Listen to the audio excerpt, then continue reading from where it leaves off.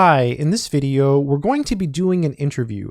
So I recently did a review on this book here. It's called Everyday Calculus, and it's written by Oscar Fernandez. I thought the book was excellent, so I did some research online about Oscar. I found out that Oscar has written other books, including a calculus book, which I'll leave a link to in the description, as well as his book Everyday Calculus. But he's also written this one called The Calculus of Happiness. So I thought, it would be really cool if I could actually talk to Oscar. So in this video, we're going to talk to Oscar. So Oscar, why don't you go ahead and introduce yourself here for our audience? Sure. Thanks, Math Sorcerer. And first, let me thank you again for the opportunity to talk to you today. So a little bit about myself. So I'm an associate professor of mathematics at Wellesley College. This is a historically women's college that is just outside of Boston. And I'm also now the director of our Howard Hughes Medical Institute Inclusive Excellence Grant. So that's really about addressing the institutional barriers, I should say, to success in STEM fields for underrepresented students. So I've been at Wellesley since 2011, so I've been there a little while now. Before that, I finished my PhD in applied math at the University of Michigan in Ann Arbor. And before that, I was an undergraduate at the University of Chicago, where I earned a bachelor's degree in math, applied math, and a bachelor's degree in physics. So, those two have always been near and dear to my heart, math and physics. And really, it's because I've always been interested in figuring out how things work and why they work that way. And so that really drove me to physics early on, and then eventually drove me to math as sort of a byproduct of that. It's also something that interests me in terms of teaching and learning. So how do we learn best, right? How do we learn at all? And how do we teach best? So in fact, I spent 3 years as a faculty director of our Learning and Teaching Center at Wellesley, where I got to work with faculty to sort of redesign their courses to improve student learning outcomes. So inclusive pedagogy and that work was a big focus of mine, in part because it's very personal. So I'm a first-gen college graduate, and I'm also a son of Cuban immigrants, and English is my second language. So, a lot of the things that students with some of those parts of their identity struggle with, like stereotype threat, imposter syndrome, I've lived through as well. So on the other side now that I'm a professor, I want to make sure that I'm creating the most inclusive classroom environment and making it possible for all of my students to succeed. So that's why, for me, I'm passionate about making math fun, accessible, relevant, especially personally relevant, to build that intrinsic motivation. Excellent. Thank you very much. So can you tell us why you decided to study mathematics? So why did I decide to study math? For me, my core interest really is about figuring out why things work the way they do, and certainly as part of that, how they work. And just growing up, as I learned more about the different disciplines, science certainly spoke to me in that way. I recognized how useful it was, and how it could explain different phenomena, diverse phenomena, that was a real selling point for me in terms of how I could understand the universe, understand nature, and then certainly social sciences. I can understand social systems. But as I learned more and more about science and social science, I kind of came to realize that eventually, as you got deeper into those subjects, there would always be math in the background somewhere, and physics was kind of the culmination of that for me. As I learned about biology and then chemistry and then physics, it was kind of a progression for me of things getting more mathematical and mathematizing, if you will. So I kept seeing math pop up in different places, and eventually, I just took a deep dive, and I really just fell in love with the subject. I think it's Galileo that said something like, the language of the universe is written in mathematics, and a really good author of a giant tome of mathematical physics called Sadri Hassani has a nice riff on this. In his book, he says, if mathematics is the language of physics, of the universe, then physics is its poetry. So again, for me, the two go hand in hand, physics and math, and they kind of do very similar things, right? Physics help us understand nature and the universe, and mathematics, I think, is in some sense the language of that, but it also helps us understand more generally patterns, relationships between patterns and how patterns change over time, correlations. And then if you talk about statistics, for example, you can do all sorts of analyses that may not necessarily be causal. For example, when you drop an object, you have some sense that it's going to fall to the ground. And with physics, you can describe how long it's going to take to do that. And that turns out to be an equation, right? A mathematical equation. But math is so much broader than that you can apply similar principles to social systems. You can study economics with math. You can apply principles to even what's being done these days with artificial intelligence is fascinating, right? We're applying, in some sense, mathematics to consciousness to understand what consciousness is, how it works, and designing, an artificial consciousness. So for me, at the core, this is what drives my interest in math. You can just study one subject, and it touches pretty much every other discipline that you can think of. So the broad application of the subject and its ability to quantify patterns, to relate them to other patterns, develops this web of knowledge that kind of spreads out and touches every other aspect of the endeavor. Very good. So another question I have for you is, what do you think is the single most important thing that math students should focus on? The single most important thing that math students should focus on? That's a good question. So I think what I would zero in on is cultivating a growth mindset. And that may sound like an answer that's a little strange. You may have or someone may have been expecting me to say something like algebra, right? Learn your algebra really well. And I would agree with that, right? Algebra is really useful for calculus, and then courses beyond that. But I think a broader view is that to succeed in math and really in a STEM discipline, and I would argue just in life, right? You have to be able to overcome the setbacks and the challenges that are just inevitable. And when you meet a setback or a challenge, if you can cultivate a growth mindset, what do I mean by that? If you can cultivate a mindset where you see the setback or the challenge as an opportunity, right? As an opportunity for growth, then that mindset, that growth mindset, is going to help you not just overcome that particular challenge, but it's going to reorient the way that you proceed through the math career, through the math curriculum, major, and just coming out of it through whatever you're going to use math for.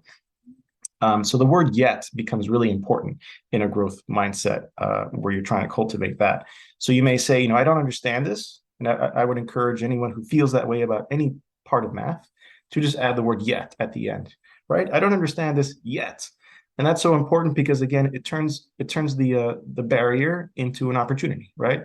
It turns a closed door, which is, I don't understand this, and it opens it. And it says, I don't understand this yet. And then what happens afterward is so much more important. Once you reorient yourself in this way, I don't understand it yet. The yet kind of implies, well, maybe I will at some point in the future. And then you start thinking, what do I need to understand this at some point in the future? So you begin this introspection, this process of saying, well, what part of it do I understand? What part of it don't I understand? Where are the gaps? So that's introspective. And then you go off and you find some resources. So you connect with people. Maybe you find an instructor, and maybe you find math sorcerer videos, right? You find ways to fill those gaps, and you connect with people. So really, growth mindset is separate from its uses and helping you to overcome these challenges that you're going to face in math and other disciplines. It also helps motivate you to go out and to connect with other people, to find the mentors, to find the community that's going to help you get over these challenges. And I'll just say really quickly, in my 15 years now of teaching students math, I've noticed that the students that are most successful in math are not always the brightest. In fact, most of the time, they are not the top in terms of academics, right? These students that are most successful are the ones that are able to cultivate this growth mindset. They may not get the top grade in the course. They may get, the 10th out of the 30 students or something. Not someone necessarily that you would expect by performance would be the top. But they find ways to persist in the subjects because they view these challenges as it's a temporary challenge. And I'm going to find a resource, I'm going to find a network, I'm going to find opportunities to engage with the content and learn it better. And that carries them through the math major, and that carries them through, graduate school, or if they want to become a professor or go to industry or use math in some other discipline like data science. It's a mindset that is so empowering that it really is probably the best recommendation I have for anyone wishing to go on in math, or really honestly for any discipline, especially in STEM disciplines. Okay, so your book, The Calculus of Happiness, can you tell us a little bit about the book? Sure. So a little bit about Calculus of Happiness. I think the first place I want to start is with the title. So I did intend it to be a play on words. Certainly when we hear the word calculus, right, we think about the subject. And I did mean it in that way, right? But I also intended it in the other sense of calculus, more as in calculate. So the calculus of happiness in that sense, right? I wanted the reader to think about, how do we calculate happiness? And that's a strange question because, it wouldn't seem like, happiness is something we can calculate. It seems like it's just something we experience. But that's kind of the whole point of the book, right? So there's 6 chapters in the book, and it's divided into 3 parts. Each part has 2 chapters. And the first part is about how to calculate happiness, if you will, in terms of health, right? So the next 2 chapters are in terms of wealth, and the last 2 chapters are in terms of relationships. So this is really where the subtitle of the book comes in. So how a mathematical approach to life adds up to health, wealth, and love. And then so the thinking there is that, and I say this in the preface, we want to think a little bit more mathematically about these 3 big areas of our lives, health, wealth, and love. And these are areas that are very pressing for us, and to some extent we think about every day, right? What are we going to eat? Nutrition. What should we be eating? An optimal diet, so to speak, for long-term health and for longevity. For wealth, personal finance is a giant topic, but also investing, right? Long-term financial stability, maybe retirement, and then relationships, be that romantic relationships or just with friends. So we think about these things every day, but we don't necessarily think about them in a mathematical way. And it turns out, and this is what the whole book is about, that if you put on those glasses, those mathematical glasses, they give you fresh new perspectives on all of these 3 areas. And they give you lots and lots of insights that you wouldn't be able to get otherwise, right? Without a mathematical approach.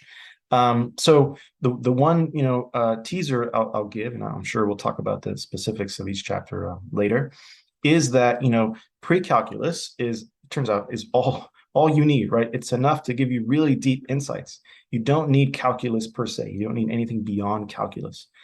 So for most of the book, with the exception of a little bit in chapter 6, the only math that I'm using is pre-calculus level math, right? We're talking linear functions, polynomials, exponentials, functions, right? So things that you already learned about in high school. And that's really in the preface where I make the big point that if we put on these mathematical glasses, if you will, and we look at the world, one of the first things that you'll notice is that there are just functions all around us. Functions. So there's an input, and there's something done, and then there's an output.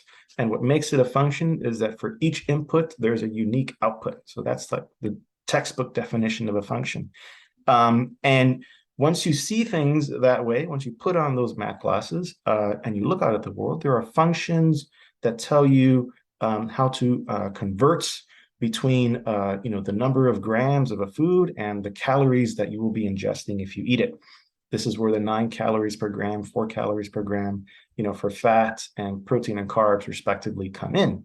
There are functions that help us determine how many calories our bodies burn at rest, right? Which is useful to know if we're trying to plan your diet and figure out what's a healthy level of caloric intake for you. There are functions for, how many calories you burn if you're exercising. There are functions for if you swap one food with another, what effect does it have on your cholesterol? There are functions in personal finance for, if I'm making a certain payment on a loan, how long is it going to take me to pay the loan? And I could keep going, right? There are functions all over the place.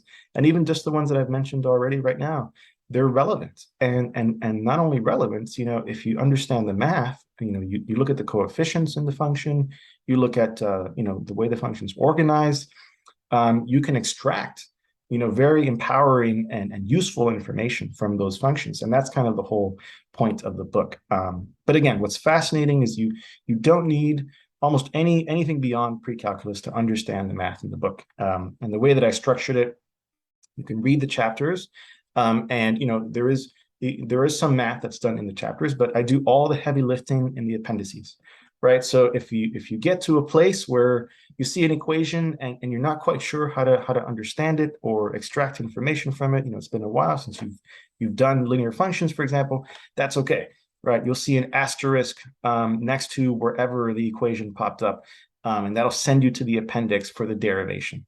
And I've also written the book so that you can kind of just read through the rest of the content in the chapter without needing to understand the derivation of the equations or the results at all, right?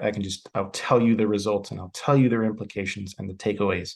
And then at the end of every chapter, I have mathematical takeaways, in case you want to, recall some of these facts about linear functions and slopes, for example. And I also have non-mathematical takeaways. So, what do we learn about nutrition? What do we learn about, aerobic burn, if you will, the calories burned during aerobic exercise? What do we learn from all of these functions, right? And the analysis that's been done on them. So those are takeaways at the end of the chapter. Part 1 of your book focuses on health. Can you tell us a little bit about that? Okay, so about part 1 of the book. Indeed, the focus of that part of the book is on health. So I should mention that part 1 covers the first 2 chapters. And the first chapter is really about nutrition. And then the second part is about diet, right? So the two are obviously very interrelated. The central question of that part is, what are the deep insights into health that math can give us? And just like the whole rest of the book, we're looking at this question using a pre-calculus lens. So in these first 2 chapters, I scaffold and I on-ramp the reader back into pre-calculus level thinking, using specifically linear functions at first, and then multilinear functions, which is kind of like, z equals 2x plus 2y, 2x plus 3y, let's say, right? So there are 2 variables here, but they're coming into an equation of a third variable, z, in a linear fashion, 2x plus 3y. So linear functions, multilinear functions, and then later polynomial functions. So that's, kind of a progression to get you back into thinking about slopes, for example, y-intercepts and quadratic equations and things like that. Anyway, so the really cool part is what we learn from just these very, very simple functions, right? I'll give you some of the takeaways. So in terms of nutrition, right, one of the things we learn is we learn how to quantify how many calories our bodies burn at rest, right? This is called the resting metabolic rate, RMR. And then we also learn how to quantify how many calories our bodies burn during aerobic exercise. So if you're walking around, if you are on a treadmill, if you are biking, you're doing a lot of aerobic exercise and your body's burning calories. How many? Well, there's a formula for that, right? And some of this, all of it really comes from research on people while they're actually doing these activities. And what's really fascinating is that once you have those pieces in place, the RMR, the aerobic caloric burn, you can start getting closer to what's called your total daily energy expenditure, TDEE. And then you can kind of put these formulas together and a few other ones I discuss in the chapter and get sort of one fairly good approximation to the total number of calories that your body burns every day, right? Based on the particular activities you're doing. If you're a couch potato all day, or if you're going running or cycling or something.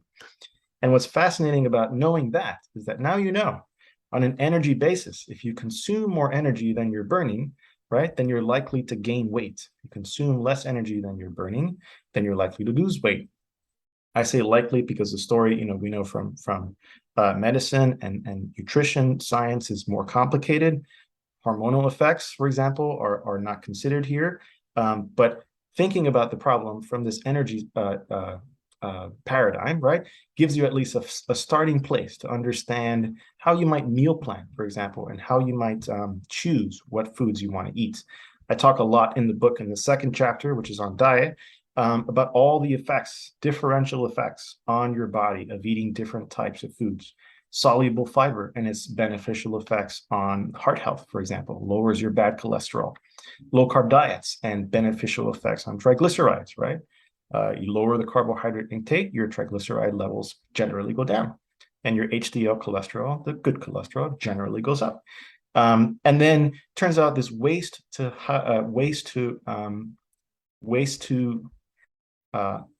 height ratio. Sorry, I was trying to remember the right way to put it. Is really important. So if you measure around the circumference, right, around your waist, and then you measure your height and you keep the units the same, centimeters and centimeters or inches and inches, and you divide, right, then the closer that number is to 0.5 to 1/2, the longer it turns out, in terms of broad studies that have been done of wide swaths of populations of people, the longer you will live. Which is really interesting that this one number would be that predictive. But the idea, of course, is some measure of fitness and of leanness relative to your height. So waist to height ratio. So again, this and the insight that pops out there pops out from using just very simple polynomial functions to express the years of future life lost that are averted, right, if you get closer to the 0.5 mark. So really, this is from figuring out your total daily energy expenditure to how many calories you burn while you're exercising, to your resting metabolic rate, to years of future life lost. I mean, these are big insights, and the effects on your body of eating more protein versus more carbohydrates versus more saturated, unsaturated fat. These are all quantifiable things. And at the core, it's all about functions, right? And even in these first two chapters, we're just talking linear functions, multilinear functions, polynomials.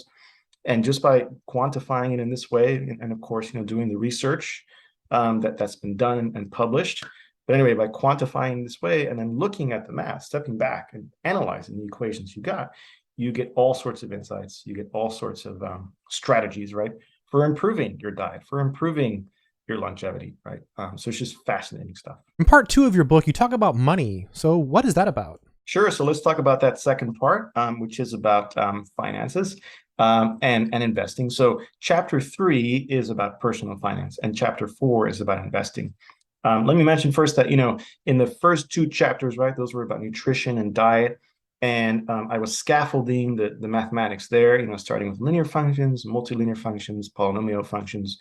In chapter 3 and 4, I build in some of the exponentials, right? So I'm scaffolding the content, exponential functions, and then start talking a little bit about standard deviation and variance, a little bit of statistics. So there's kind of an arc that I follow in the book of starting off with the least complex math and pre-calculus, like linear functions. And as the book progresses, layering on some levels of complexity like exponential functions and some statistics. But beyond that, right, I should point out that I also have an arc, if you will, a narrative arc in the book. I have several, right? But this second one is about the generality and the level of empowerment of the results. The first part of the book with nutrition was really about empowering you to take control of your health, right, and to optimize that and improve it. This second part of the book is really empowering you to take control of your finances, your financial stability, and then toward the end of chapter 3, to figure out how you can, how many years you have left until you can retire, how many years of working you have left, which is really just crazy that there is a formula. There is a formula. It's in chapter 3 that can help us figure this out. It's insane. I call it the financial independence date, financial independence number, right? The number of years you have to continue working before you can reach financial independence. And then you can retire if you'd like, or you can continue working. It's up to you. But so one of the really fascinating things about, and let me just pick on that one because it's such a general result, is that when you look at this number, what matters most, the formula ends up being a natural logarithm divided by another natural logarithm. And you divide those two numbers out and they tell you how much longer you have to continue working before you can retire. The thing that drives that number, right, the number of years you have to continue working, is what I call the STE ratio, savings to expenses ratio. And again, this is insight that comes out of the math. This is not something that I knew going in, right? I just worked out the formula and then looked at what the math told me and interpreted it in a real world context. And this is what it told me. Your savings to expenses ratio is the most important thing. What is the savings to expenses ratio? Think about over the past, calendar year 2021, last year, let's say, How much money did you actually save and put into a savings account in the bank, right? That's your S, that's the savings. Expenses, everything else, all the other income you had minus those savings, that's what I'm considering expenses. So of course that includes taxes, that includes regular expenses like bills, things like that, and discretionary expenses like going to the movie theater. Anyway, that's the E for expenses. Savings to expenses ratio, take the savings S and divide it by the expenses E. That's the ratio. And in terms of your financial independence number, the number of years you have to work, continue working before you can reach financial independence. The higher your savings to expenses ratio is, the lower that number is. In other words, if you're saving a lot relative to your expenses, then you're not going to have to save for very long because your expenses are already kind of low. So you'll be able to retire fairly early from now. Maybe you have to work 5 or 10 years. And another thing that's really interesting is that I have a table in the book where I look at different scenarios. And it turns out that if your STE ratio, savings to expenses ratio, is at least 2, in other words, you save twice as much money as you spend, then it turns out that your time to financial independence is around at most 11 years. I say at most because there is some variability in terms of what your investment returns are, right? The presumption is you're going to be saving and then putting this in an interest-bearing account or maybe investing it in something. And you're going to have a variable rate there. So if you go with really safe investments right now, you might get 2% interest. If you go with riskier investments, you might get 6 or 8%, but they're a little risky.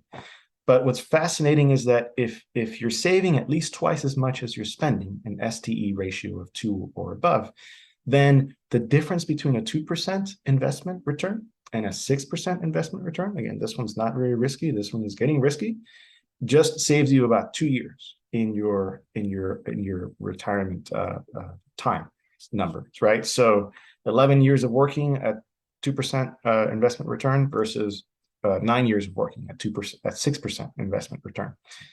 So I'm not a financial advisor, right? I should say that. So take all of this with a grain of salt.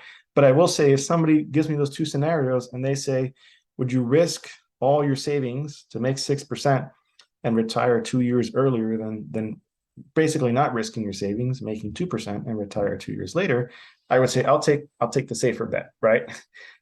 We've seen the stock market over the past few months, and we've seen the volatility.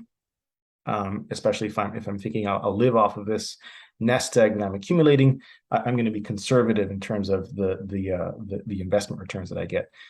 So again, this one number, the savings to investments to expenses ratio, really determines so much. And again, this is a fantastic example of how empowering mathematics can be, which is kind of the whole point of this book with just pre-calculus level math. Again, this formula is just a natural logarithm divided by a natural logarithm. There's no calculus. There's nothing fancier than that either. So last thing I'll mention is, chapter 4 is about investing. And the thing that I do there is I really teach you how to quantify the risk associated with an investment in terms of the volatility, right? The risk that one day you'll wake up and you've lost everything. That's very volatile. There are other risks with investments. There's bankruptcy risk, there's credit risk, there are a whole bunch of other risks that really left to the financial pros, right, to tell us how that works. But in terms of the volatility, if your investment kind of just goes up like this, it's not volatile at all. That's what we'd like to see. But in the real world, you have ups and downs, and it's a little bit of a roller coaster. So the main insight of that chapter is that if we quantify volatility, then we can take the return of the investment, historical return, divided by the volatility, and that gives us a measure of return per risk. And then we can compare different investments based on that one metric, return per risk. And we can go in and assemble a portfolio, and this is what was done. Can't remember who the famous person that did this was. To create what's called modern portfolio theory. So if you Google that, this is fairly recent and was a big splash in the field.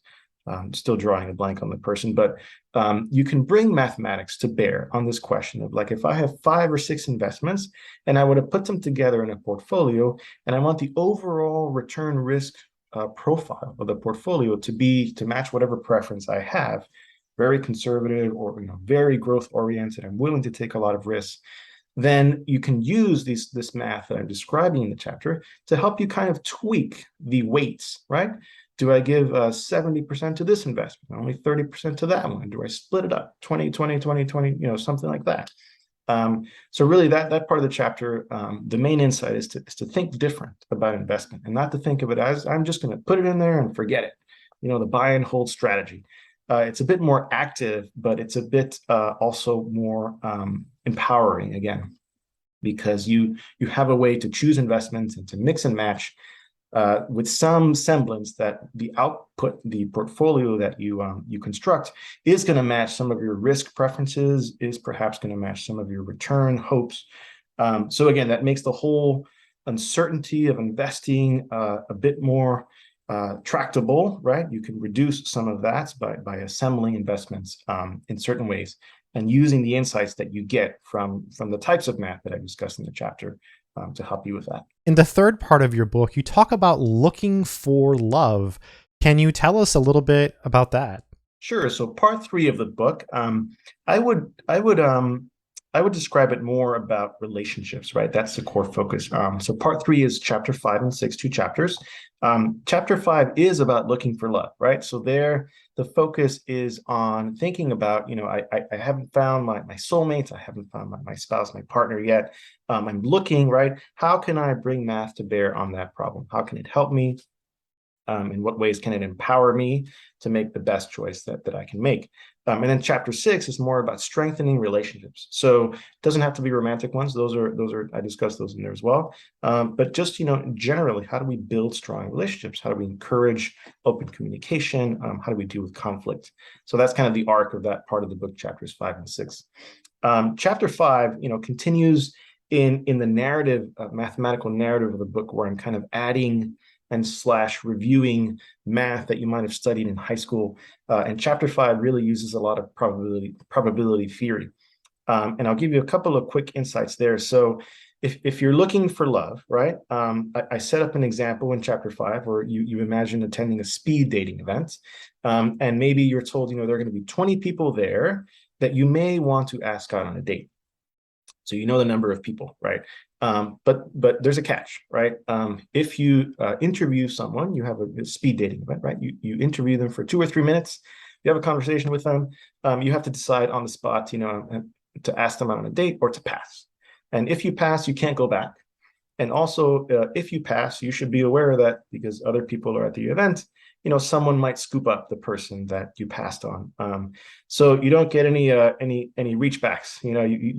You can't dip back after you said never mind, and then later realize, oh no, I really did want to go out with that person. Maybe it's too late. So the question is, how far into the 20 people should you stop and just either ask the person you're currently talking to out on a date, or continue going, right? That's kind of your basic decision. So this is in some areas called an optimal stopping problem. What is the number after which you should stop that would give you the optimal chance of selecting the best person from this pool of 20 that you might go on a date with? So what's really interesting is, again, the math that we need to say something really profound in this setting is not, really fancy math, right? It's very simple statistics. And I work through all the statistics in the chapter. And I work to what I call an X strategy. So depending on how large the group is, what ends up happening with this optimal strategy is that the answer is you interview about 37% of the people in the group, right? Percent. So if it's 100 people, you interview the first 37. But you interview them with the intention of just rejecting them flat out. So it's a little hard pill to swallow for both people, because what you're doing in the first 37 is you're trying to get a sense of who's in the crowd. And what you need to keep track of, according to the math, is the leading contender. So when you get back to, person number 38, let's say there's 100 people at your speed dating event. When you get to person number 38, now you're looking for the person who is at least as good or better than the best of the previous 37, the leading contender. And it turns out if you follow this strategy, then the math guarantees you, and there are some little assumptions that I'm leaving aside here. I encourage you to read about them in the book. They're not restrictive assumptions, but the math guarantees you that you will have ended up asking out the person from the pool that was available that was best for you. You ended up asking out that person at least 37% of the time.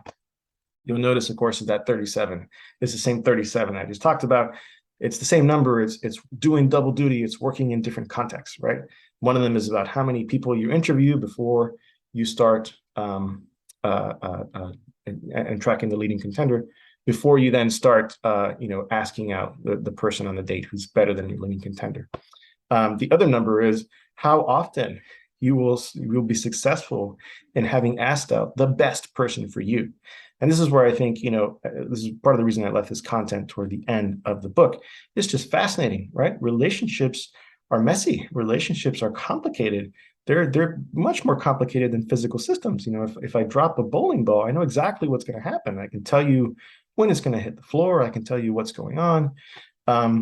Whether or not, someone's going to be the best date for you. I mean, I would think that math could have like nothing to say about that, but that's not true, right? So, and it turns out that this algorithm is also has a history behind it, and it's been sometimes called the secretary problem, because historically a similar exposition of this popped up in the context of hiring. So instead of dating, you have 100 applicants to a position, and you're going to interview the applicants and decide whether or not to hire them. And certainly if you tell the applicant, sorry, we're not hiring you, they'll go elsewhere and they might accept another offer. So you can't expect to be able to dip back into that pool you've already said no to and then offer them a job again. So the contexts are very similar, hiring on one position and, speed dating and finding a date the other. And again, one of the beauties of math, that radically different contexts, but the same mathematics gives you such profound insights in that context. So then chapter 6, takes things in the next direction. It says, well, we've talked in a whole chapter about, techniques, strategies for finding the one, if you will. How do you keep the one, right? Or also, how do you strengthen relationships you already have if they're not romantic? And two insights there, just really quickly. One of them is about what's called the bargaining problem. This was written about by John Nash in the 1950s. You might recognize the name from the movie A Beautiful Mind, which profiled John Nash. And Nash's solution to the bargaining problem goes something as follows. Nash envisions, first of all, that there are two people that want to make a joint decision, but they have conflicting interests and competing priorities, right? And Nash says, how can I figure out a way to help these people make an optimal decision in the sense of it being fair and unbiased? So, you imagine these two people, let's say they're deciding, they have a whole pizza and they're deciding how to split up the pizza between the two. Do I get half? Do I get a third? Do I get a fourth? How do we do that?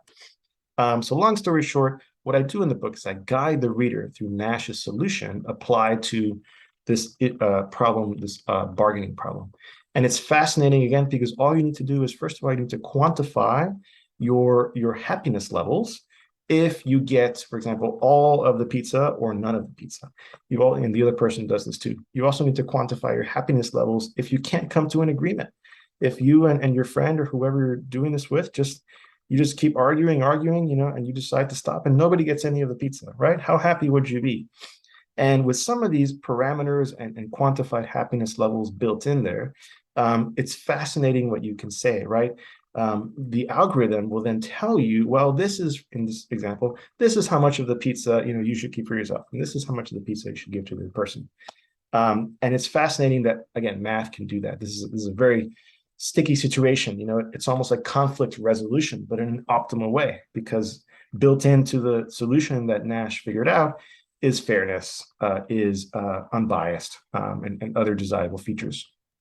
I actually worked with Time Magazine to take this part of the book and create an interactive website for it, where you can actually go in and you can set the parameters, to be whatever they are for you and for the person you're working with in terms of your happiness payoffs in different scenarios. And I'm happy to send that link along to you It was a really fascinating collaboration. So now anyone can use Nash's solution and go online. And it's fun to just try this, if you have some time with some friends. The last part that I want to mention in chapter 6, which I think is just really, again, is emblematic of the power and how empowering mathematics can be, is, believe it or not, there is an algorithm that if you use it on a group of heterosexual couples, or I should say a group of a group containing as many males as females. I'll phrase it that way, because this algorithm does not work, for example, for matching roommates. So heterosexual, heterosexuality is assumed in the algorithm. But what's the point of the algorithm, right? If let's say you have 100 males and 100 females, and they would like to, get matched up into couples, there's a question called the stable matching problem. So how do you match those 100 females to those 100 males to make couples such that the couples are stable? What does that mean? That means that you'll never get any cheating in the group of 200 people, right? And again, this is, I mean, dating is complex.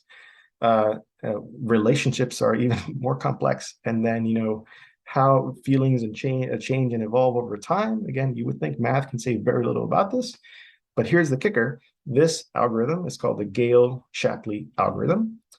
Guarantees, it's a theorem, mathematical theorem, that no couple will cheat provided you follow the algorithm, which is fascinating. And it'll take too much time for me to describe exactly how the algorithm goes. But long story short, there are some semi-hefty assumptions in the beginning. And I go through in detail in chapter 6 how to do this, how one might envision this being set up. If this were like a ballroom and there's like a matchmaker that comes in and divides the room and says, all right, all females on this side, all the males on that side, and then several rounds of matchmaking happen. And at the end of the algorithm, and it's a proof that this algorithm terminates, in finite time. At the end of the algorithm, all the couples that are produced such that there isn't a person in a couple that can, I should say, that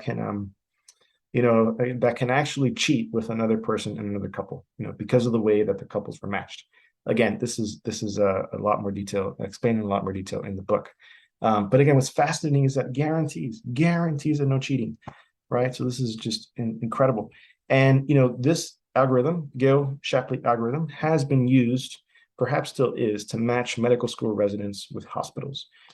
Similar ideas, right? You don't want to invest in bringing on a new resident to your hospital, and then that person all of a sudden goes off to another hospital. Of course, this happens in the real world, because some of the assumptions that I talked about earlier are don't hold in those real world settings.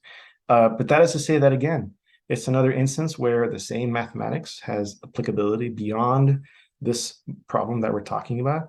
And now this time we're talking about, not cheating in relationships, and then, matching medical school residents with hospitals.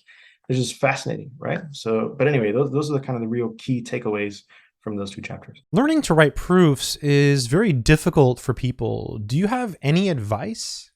Sure. So advice for writing proofs. I think I would say 3 things. The first one is that you really want to learn about the different types of proof that are out there. Because, one of the most difficult parts about writing proofs is that it's hard to know where to start. So knowing that there are templates, if you will, there are different types of proofs, really helps with that first initial step. And then it also helps you know what to do next. For example, in a proof by induction, it's a pretty structured process. It's multi-step, but we know what the steps are. So you have to, for example, build a sentence that you can induct on, an A of n sentence, a sentence that involves n. Then you have to, as a next step, prove the base case, whatever the lowest n value is. And then you have to assume that the nth case is true, and then prove the n plus 1 case. So that I've just described as a very structured process. So proofs by induction can be that structured. A proof by a direct proof starts from the assumptions and proves directly through a chain of reasoning to the conclusion. A proof by contradiction starts off by assuming the hypothesis and the negation of the conclusion, and then derives a contradiction, right? So if you know your proof types, that tells you, gives you more information about where to start and what to do next, and that really does help. The second thing I would recommend for getting better at writing proofs is to practice critical thinking, right? So what do I mean by that? Ultimately, a proof is a way to synthesize various facts and use logic and logical reasoning to tie these facts together to yield the proof. And we do this every day. We do this in our reasoning about all sorts of things. It doesn't have to be particular to just a proof. So if you can find settings, if you can find people and friends to have conversations with, or to read about, or to engage in critical thinking and logical reasoning, if you just make that more part of your life, you will be using the same parts of your brain, right, that you'll be using when you write a proof. And then so the third recommendation I have is to just read a bunch of proofs. Writing proofs is as much about proofs as it is about writing. And just like, if you're going to write a book, you should probably read about, whatever genre you're going to write about, and how people have, creative nonfiction or fiction, or, narrative elements or plot devices. Same thing with writing proofs. Read a bunch of proofs, right? So you want to get a sense of how people construct their own proofs. Reading proofs will also expose you to different, diverse ways to express things, different places you can start a proof, those different proof styles that types that we talked about, different styles of writing. So again, reading proofs will just give you that sense of what is out there, and then relates to a comment, that I hear from students sometimes, especially in the context of proofs. They'll say, you know what, I saw, Professor, I saw that you wrote this proof up on the board, this step right here that I'm reading through, I didn't know we could do that. And then my answer is usually some version of like, well, now you know, right? And that's the exposure thing. So the more proofs you read, the more you'll be exposed to different ways of proving things. And there will inevitably be some ways that you just didn't know you could do, right? Things you didn't know, you could create your own function. You could introduce a new variable. You could, split it up into 4 subproofs and then stitch them together. These are things that are done in various places at various times for proofs. And if you haven't seen them before, it's not something you might necessarily think to do. So just again, to recap, read about the different types of proof, right? Proof by contradiction, direct proof, proof by induction, because they have templates that can help you get started. Practice and immerse yourself in critical thinking, ideally with friends, right? Because then it's different brains with different perspectives that you can kind of engage in, and that'll help you think more critically. And then number 3, read a bunch of proofs. So that's the exposure level to see how other people write proofs, and to just get a sense of like, oh, I can do this. I've seen this done in a proof. Now I didn't know that I could do this before. I read this proof. Now it's maybe something I'll do in the future. Excellent. Do you have any general advice for math students? Sure. So general advice for math students. I think I have 2, maybe I think 3 pieces of general advice. So the first one is to again develop and cultivate a growth mindset. So inserting the word yet after any statement of I can't do it, or I don't know how, right? Inserting the word yet, I can't do it yet, I don't know how to do it yet, is just really going to change how you approach math. It's going to make all those challenges, turn them instantly into opportunities. If you can't do it yet, well, maybe at some point you will be able to do it, or maybe at some point you will understand it. So there's a delta, there's a difference between that future state and your current state. And in terms of that difference, there's a gap that needs to be closed. So that argues for going out and finding resources, going out and talking to people, your teachers, your instructors, going on YouTube, right? Math Sorcerer, right? And finding videos that maybe can help you understand things. Anyway, that growth mindset, just adding that word yet, reorienting yourself in that way, turning every challenge into an opportunity, is going to help propel you forward, and then connect you with resources and people to help you, learn math and improve. So the second thing I would say is to make the subject personally relevant. So it's not the case, I'm an applied mathematician by training, but it's not the case that every math class has applications or is going to tie in some way to something that you really care about. I don't know, social justice, climate change, artificial intelligence, whatever big thing you care about. It's not the case that your math class is going to end up talking about it. Most of the time it won't, for all sorts of reasons. But that doesn't mean that you can't find ways to make the subject personally relevant to you. And it's in your best interest, because the research shows, and it's pretty convincing, that whatever you're studying, if you can find a way to make it personally relevant to you, then you're going to become more intrinsically motivated to study that. So then that is going to propel you through those challenging times. It's also going to make you seek out more of that content, maybe go to an office hour or go to a teacher and ask a question, or just raise your hand in class. In other words, it's going to give you more of the confidence and get you more engaged in the subject than if you were extrinsically motivated by getting a high grade, for example, or getting a job or a high salary, but not necessarily like digging into the content. So that's the second one, make the subject personally relevant. And the third one I would say is use a variety of resources. In this day and age, we have so many resources to draw on that it's incredible. You can go on YouTube, right? And you can learn from people who are not your current teachers. They may explain things better than your current teachers, or they may just fill in gaps, or they may expose you to things that you just didn't know were out there that relate to what you're learning. There are all sorts of different categories of books. There are textbooks, there are supplements, there's open source materials, which you don't have to pay for. These are on the web. There's interactive, textbooks where you can, like, for example, for calculus and other subjects, you can like play around with a graph and you can see how it changes to kind of visualize things. There are interactive GIFs and other sorts of 3D manipulable objects where you can kind of zoom and pan around. There's so many resources out there, and really just jumping on Google and Googling whatever subject you're learning, and then the word resources, right, will just, millions of hits that you can go to kind of help you out. So develop a growth mindset, make the subject personally relevant, and then use a variety of resources. Let's talk a little bit about research. What is your research area? Yeah, so a question about my research area. So I actually have two research areas. My primary field is mathematical physics, and then within that, a subfield called geometric mechanics. I'll talk about that in a minute. And then more recently in the past, I don't know, maybe 5 to 7 years, I've been working in a new subfield called mathematical demography. And then, in there, I'll talk a little bit about that too in a minute. So with mathematical physics, math and physics have just always been near and dear to my heart. They both speak to that core interest of mine, which is figuring out how the universe works and why it works the way it does.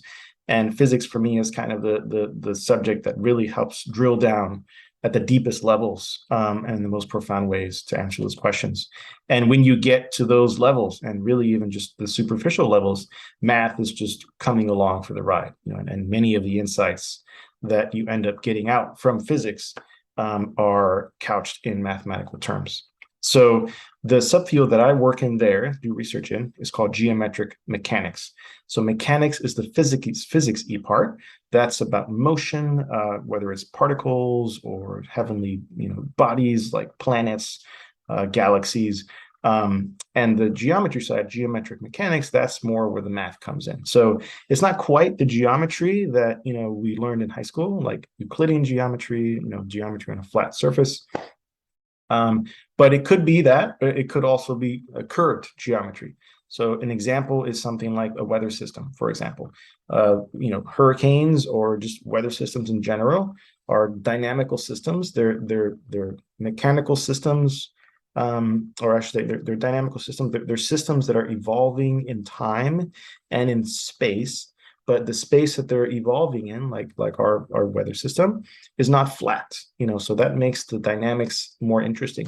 So for our weather systems, they're evolving on some curved surface. It's not quite a sphere. The Earth is not a perfect sphere, but it's not flat, right? So we know that. So it's more or less, something approximating a sphere. So you get this nice interplay between the geometry and the mechanics. Another kind of silly example, if you take a plane, an inclined plane, and you roll something down, right, that changes some of the physics. if you put the plane flat and then you put the same, let's say, penny, and it doesn't roll, it just stays there, right? You have to do something different. So the geometry and the physics are interlinked here. There's an angle that directly correlates with the acceleration down this plane, right, as the penny rolls. So a simple example there to show the interplay of geometry and mechanics. Much more complicated example is Einstein's theory of general relativity, which helps us understand gravity. So the mechanics there comes in from the energy momentum tensor, the physics, I should say, right? And that quantifies energy and momentum of the matter that is in the ambient space. And then you get the math, and that comes in from the curvature of space-time that energy generates, right? So this is kind of the analogy of the bowling ball on a mattress, and you put the bowling ball on the mattress, and the mattress kind of dips a little bit. And then if you were to put a ping pong ball sort of on the very edge of where it starts to dip and drop it, it falls into the well as if being gravitationally attracted to the bowling ball. So it's a really nice analogy. And it again underscores the interplay between the geometry and the physics. So geometric mechanics is kind of this broad field which helps us understand and make sense of the connections between those two, between geometry and physics. Mathematical demography is kind of a whole different area that is about, first of all, demography. So studying usually human populations, but there is something called biodemography, which is just not about, not just about human populations, it's about species, studying demography in that setting of non-human species. What makes it mathematical? Sometimes it's called theoretical demography. Long story short is that in studying these species, right, you want to, again, quantify the patterns that you find. So once you hear that, quantification of patterns, math is not far behind. Within the subjects, mathematical demography, what I study specifically most recently is about the dynamics of mortality. So if you look at a distribution of ages at death, right, in some sense, we would like this the distribution to look like this, very flat, and then one peak, because that would tell us that we all die at exactly the same age. That would be good for a lot of reasons. We'd be able to predict death with certainty, and then also there wouldn't be variation in the age at which people die. And unfortunately, we know that there's a lot of variation, and the variation correlates to pretty much everything you could expect. It correlates by race, it correlates by socioeconomic status, it correlates by when you were alive. The average lifespan, I don't know, 100,000 years ago was much shorter than it is now in general. So these are all patterns, and these are patterns that relate to other things, and then when you start digging into this, what do they relate to? Are they biological? Is the average age of death of a squirrel different from a human, different from an elephant, right? The answer, of course, is yes. And then so why is that? So some of that relates to a body size correlation. Smaller animals tend to die young, larger animals tend to die old. And there's a sort of species effect there and a size effect. Larger animals can protect themselves, right, in the wild more than smaller animals can. Birds, any sort of flying creature tends to have a better mortality profile than a non-flying creature, because if a predator comes, they can just fly away, right?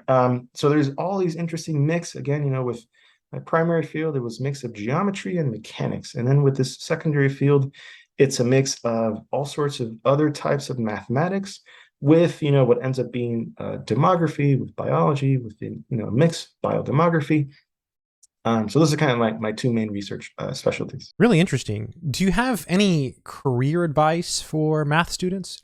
Yes, this is a good question. Career advice for math students. I'd say a few things. The first one is, the core one is to stick with it.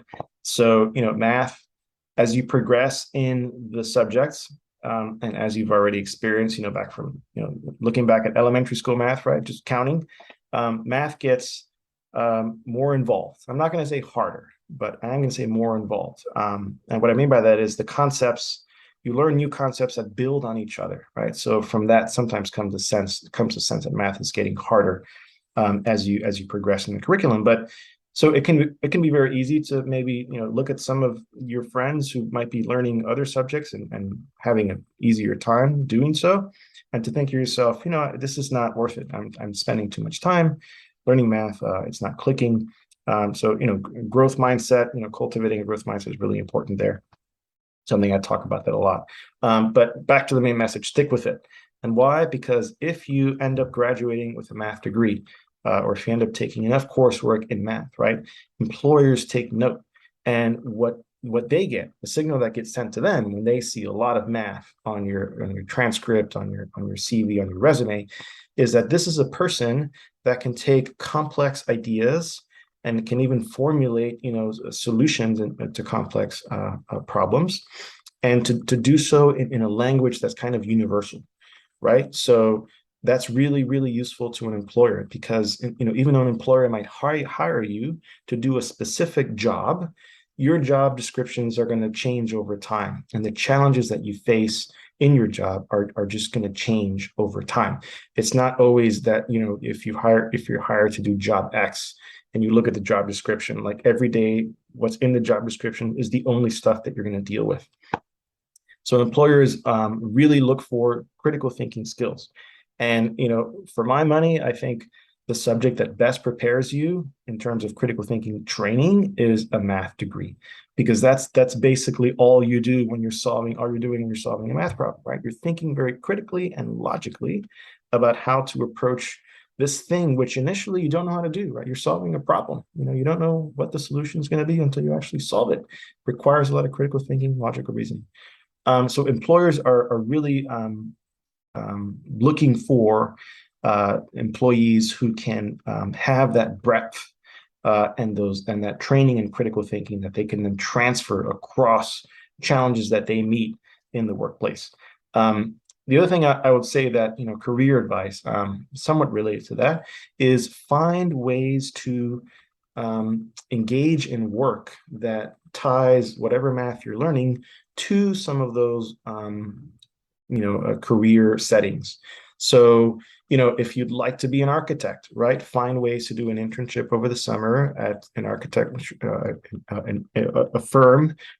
firm, and tie that to what you're doing in your math classes, right? Or find a way to talk to your math teacher about internships or opportunities where you can use math for architecture, right? Whatever it is, find ways to connect those two. Because one thing that's going to happen if you do that successfully is that you're going to start to see the math that you're learning in the career that you want to do, right? And then another thing that will happen, and that'll help you, do better in math, and it'll also help you figure out whether that career is in fact something you want to do. And the other thing it helps you do is that if you do this across several different, career or jobs, if you will, before you graduate and go off to that career, it'll help you get a sense of like what people actually do in that career, and whether or not it's something that you can use your math interest or your developing math interest, right, to help you stand out from the crowd when you actually go off to do that sort of job or career. So last piece of advice, right, related to that, consider applied math as something that you would want to at least dabble in. I'm certainly biased as an applied mathematician by training, but again, the future has a lot of room and a lot of demand for people that can use mathematics to make sense of real world problems. And that's basically the job description of an applied mathematician. And you see it everywhere. You see it in climate change. You see it in social issues. You see it in basically all of the United Nations Sustainable Development Goals. If you can Google that, and each one of those, you'll see math is not too far behind. So mathematics, applying it to the real world, will not only make you instantly marketable in the workforce, but again, will give you this sense of meaning for both the math that you learned, that you can bring it to bear to help resolve or at least advance some important initiatives and issues in the world. And then also will give you a sense of connection, right? So being or applying math to some real world setting is going to help you take that real world setting and view it with a different lens, with a mathematical lens, and then bring to bear all the theorems and all the results and all the disciplines, the web of knowledge that math has created, and then give you so many different then new perspectives on that real world problem. And again, you can see how all of that is really, really useful and impressive for employers. Excellent. Before we wrap up, do you have anything else you'd like to share with our audience here today? So anything else I'd like to share with the audience? Yes. So this is specifically around identity in math and in STEM fields more generally. Representation in STEM fields is certainly better than it was even 10 years ago, right? So, but it's not anywhere near where we want it to be. And by we, I mean almost anyone in these disciplines, right?